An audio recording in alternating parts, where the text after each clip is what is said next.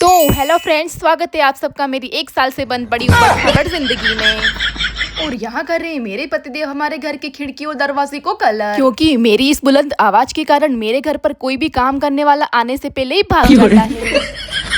और यहाँ बना लिए मैंने मेरे लिए गोरी और अपने पतिदेव के लिए काली कॉफी, क्योंकि मेरे पतिदेव मुझसे काफी ज्यादा गोरे हैं। तो फिर हफ्ते के 10 दिन सावधान इंडिया देखने के बाद मैंने ये साजिश रची है कि पतिदेव को काली कॉफी पिला पिला कर एक दिन मुझसे भी ज्यादा काला करना है।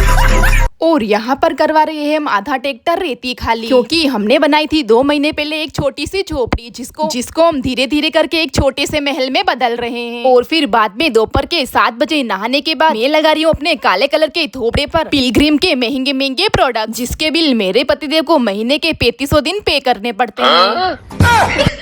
और अब मैं बना के लेके आई हूँ अपने पतिदेव और मेरे लिए दोपहर का खाने में है रोटी और अरवी की सब्जी और अरवी की सब्जी। अरवी की सब्जी 2 बार इसलिए बोला क्योंकि एक अरवी की सब्जी हुकी है और एक अरवी की सब्जी आलू। और फिर इतनी गर्मी में रेस्ट करने के बाद और पतिदेव से थोड़ा झगड़ा करने के बाद हम निकल जाते हैं शाम को मेले में जाने के लिए। मेले में जाने के लिए मेरे पतिदेव के साथ 10 दिन से मेरे झगड़े हो रहे हैं, क्योंकि जाने का टाइम आते ही बोलते हैं कल चलेंगे, और कल होता है तो बोलते हैं कल चलेंगे, फिर कल होता है तो बोलते हैं कल चलेंगे। ऐसे करते करते 10 दिन हो गए और पहले जो एक मेला लगा हुआ था वो खत्म हो चुका है, और ये दूसरा मेला हमको कहीं से अंदरूनी जगह से पता लगा है और हम वहां पर जाने वाले हैं। और हमसे लिए गए हैं यहाँ पर पूरे 60 रुपए अंदर मेले में जाने के लिए, और इन 60 रुपए का मैं पूरा फायदा उठाने वाली हूँ।